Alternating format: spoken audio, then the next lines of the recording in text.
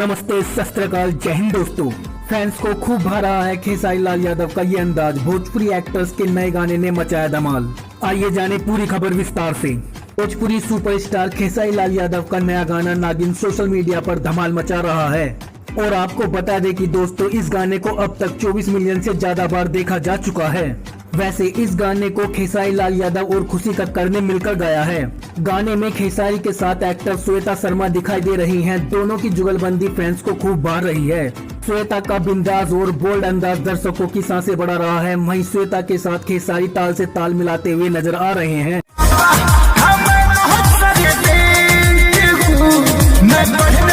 नागिन सॉन्ग में श्वेता के साथ खेसारी की एनर्जी गाने को देखने लायक बना रही है। नागिन गाना जमकर खुशियां बटोर रहा है। इस गाने में खेसारी लाल यादव और श्वेता सिंह कलरफुल ड्रेस में हैं। और दोस्तों आपको बता दें कि दोनों के दोनों एक्टर्स स्टेज बीट्स पर डांस कर रहे हैं।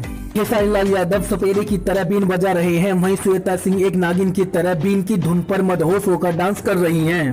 तो दोस्तों खेसारी लाल यादव के नए गाने नागिन के बारे में आपको क्या कहना है, अपनी राय कमेंट बॉक्स में जाकर जरूर दें। और ऐसी ही जानकारी पाने के लिए चैनल को दिल से लाइक करके सब्सक्राइब करना ना भूलें।